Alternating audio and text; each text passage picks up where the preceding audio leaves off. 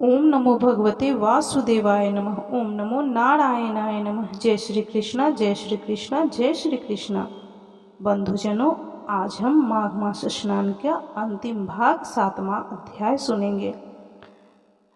इस अध्याय में माघ मास के स्नान से सुव्रत ब्राह्मण को दिव्य लोक की प्राप्ति होती है। किस प्रकार होती है उसके बारे में जानेंगे। तो चलिए इस कथा को प्रारंभ करते हैं। इससे पहले 6 कथा माघ मास स्नान महात्म्य का अपलोड किया जा चुका है, आप उसे अवश्य सुने।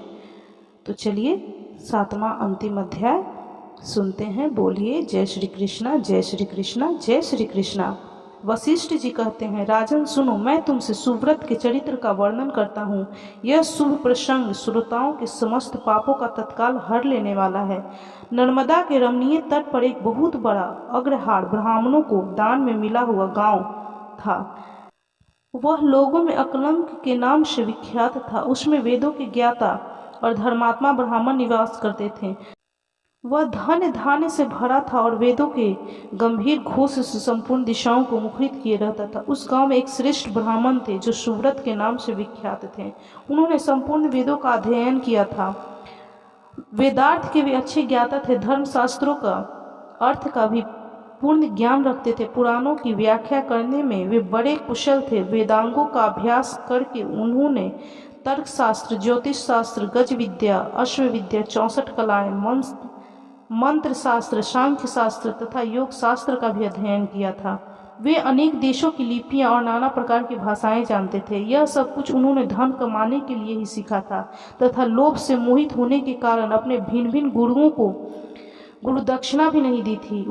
उपायों के जानकार तो थे ही। उन्होंने उक्त उपायों से बहुत कुछ धन का उपार्जन किया। उनके मन में बड़ा लोभ था, इसलिए वे अन्याय से भी धन कमाया करते थे। जो वस्तु बेचने के योग्य नहीं है उसको भी बेचते और जंगल की वस्तुओं का भी विक्रय किया करते थे। उन्होंने चंडाल आदि से भी दान लिया, कन्या बेची तथा गौ, तिल, चावल, रस और तेल का भी विक्रय किया। वे दूसरों के लिए तीर्थ में जाते, दक्षिणा लेकर देवता की पूजा करते, वेतन लेकर पढ़ाते और दूसरे के घर में खाते थे।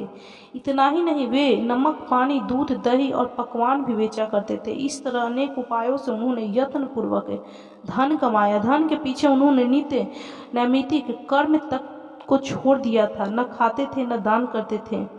हमेशा अपना धन गिनते रहते थे कि कब कितना जमा हुआ। इस प्रकार उन्होंने 1 लाख स्वर्ण मुद्राएं उपार्जित कर ली। धनोपार्जन में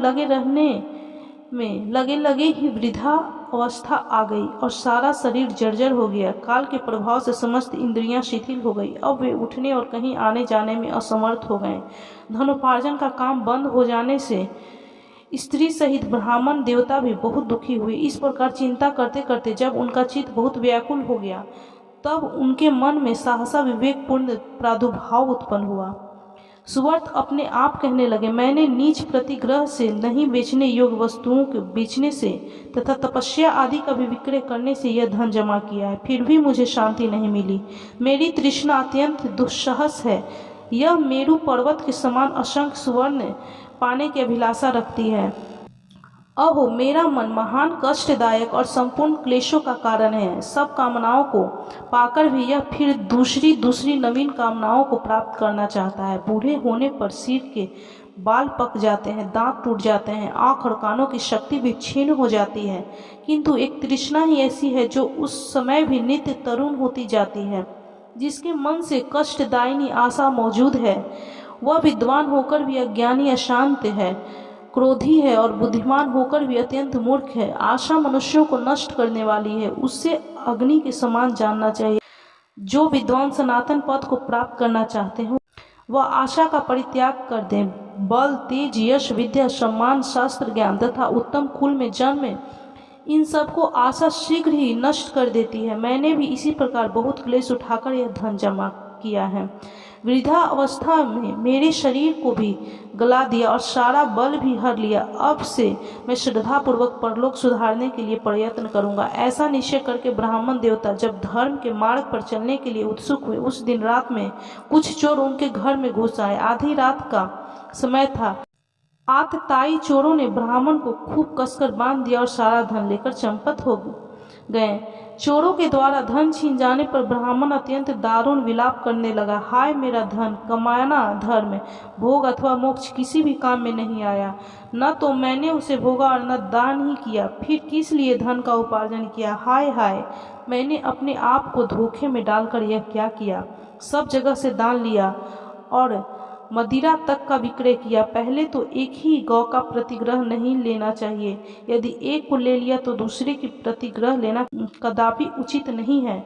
उस गौ को भी यदि बेच दिया जाए तो वह 60 पीढ़ियों तक दग्ध कर देती है। इस बात को जानते हुए भी मैंने लोभवश ऐसे पाप किए हैं। धन कमाने के जोश में मैंने एक दिन भी एकाग्रचित होकर अच्छी तरह संध्योपासना नहीं की, ध्यान रहित या ध्यान सहित प्राणायाम ही नहीं किया, 3 बार जल पीकर और 2 बार ओठ पोंछकर भली भांति आचमन नहीं किया, उतावली छोड़कर और हाथों में कुश की पवित्री लेकर मैंने कभी गायत्री मंत्र का वाचिक उपांशु अथवा मानस जप भी नहीं किया। जीवों को बंधन छुड़ाने वाले महादेव जी की आराधना नहीं की। जो मंत्र पढ़कर अथवा बिना मंत्र के ही शिवलिंग के ऊपर एक पत्ता या फूल डाल देता है उसका करोड़ों पीढ़ियों का उद्धार हो जाता है, किंतु मैंने कभी ऐसा नहीं किया। संपूर्ण पापों का नाश करने वाले भगवान श्री हरि विष्णु को कभी संतुष्ट नहीं किया।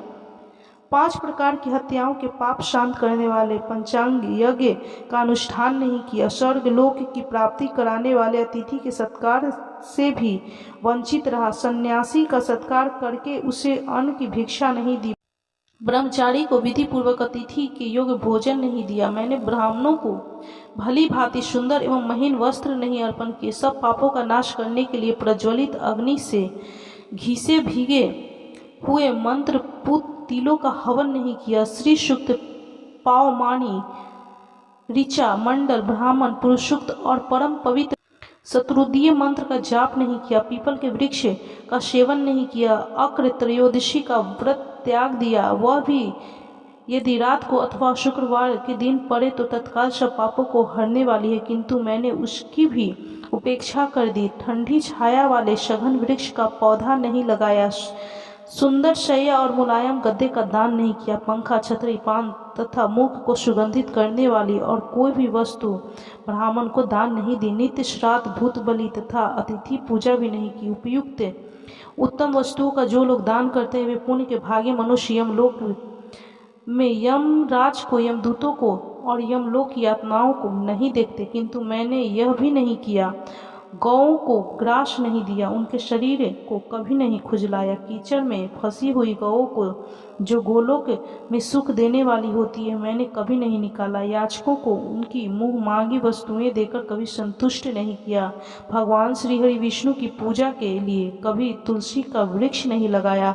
शालिग्राम शिला के तीर्थभूत चरणामृत को न तो कभी पिया और न मस्तक पर ही चढ़ाया। एक भी पुण्यमयी एकादशी तिथि का उपवास नहीं किया। शिवलोक प्राप्त करने वाले शिवरात्रि का भी व्रत नहीं किया। वेद शास्त्र, धन, स्त्री, पुत्र, खेत और अटारी आदि वस्तुएं इस लोक से जाते समय मेरे साथ नहीं जाएगी। अब तो मैं बिल्कुल असमर्थ हो गया हूँ, अतः कोई उद्योग भी नहीं कर सकूंगा। क्या करूँ, कहाँ जाऊँ? हाय, मुझ पर बड़ा भारी कष्ट आ पड़ा है। मेरे पास परलोक का राह खर्च भी नहीं है। इस प्रकार व्याकुल चित होकर सुव्रत ने मन ही मन विचार किया, अहो मेरी समझ में आ गया। मैं धन कमाने के लिए उत्तम देश कश्मीर को जा रहा था। मार्ग में भागीरथी गंगा के तट पर मुझे कुछ ब्राह्मण दिखाई दिए जो वेदों के पारगामी विद्वान थे। वे प्रातः काल माघ स्नान करके बैठे थे। वहाँ किसी पौराणिक विद्वान ने उस समय यह आधा श्लोक कहा था, माघ मास में शीतल जल के भीतर डुबकी लगाने वाले मनुष्य पाप मुक्त हो स्वर्ग लोक में जाते हैं। पुराणों में मैंने इस श्लोक को सुना, यह बहुत ही प्रमाणिक है, अतः इसके अनुसार मुझे माघ का स्नान करना ही चाहिए। मन ही मन ऐसा निश्चय करके सुव्रत ने अपने मन को सुस्थिर किया और 9 दिनों तक नर्मदा के जल में माघ स्नान किया। उसके बाद स्नान करने की भी शक्ति नहीं रह गई। वे 10वें दिन किसी तरह नर्मदा जी में गए और विधि पूर्वक स्नान करके तट पर आए। उस समय शीत से पीड़ित होकर उन्होंने प्राण त्याग दिया। उसी समय मेरुगिरी के समान तेजस्वी विमान आया और माघ स्नान के प्रभाव से सुव्रत उस पर आरूढ़ हो स्वर्गलोक को चले गए। वहाँ एक मनवंतर तक निवास करके वे पुनः इस पृथ्वी पर ब्राह्मण हुए। फिर प्रयाग में माघ स्नान करके उन्होंने ब्रह्मा लोक प्राप्त किया। अतः ये 7वां अध्याय संपन्न हुआ। तो बोलिए ओम नमो भगवते वासुदेवाय नमः, ओम नमो नारायणाय नमः। जय श्री कृष्णा, जय श्री कृष्णा, जय श्री कृष्णा। बंधुजनों, ये 7वां अध्याय अंतिम अध्याय था। इससे पहले 6 अध्याय अपलोड किए जा चुके हैं। आप 1 से 7 तक सातों अध्याय का श्रवण जरूर करें। इस माघ मास महात्म कथा का श्रवण सुनने से आपके सारे पापों का नाश होगा, आपके घर में सुख शांति और समृद्धि का वास होगा। और इस कथा को जितना हो सके शेयर कीजिए। यदि आपके द्वारा इस कथा का महात्म्य कोई और सुनेगा तो उसका पुण्य फल भी आपको जरूर प्राप्त होगा। तो बोलिए जय श्री कृष्ण, जय श्री कृष्ण, जय श्री कृष्ण। बंधुजनों, यदि आपको यह वीडियो, यह कथा माघ मास महात्म्य की अंतिम 7वीं अध्याय अच्छी लगी हो तो इसे लाइक, शेयर और सब्सक्राइब जरूर करें।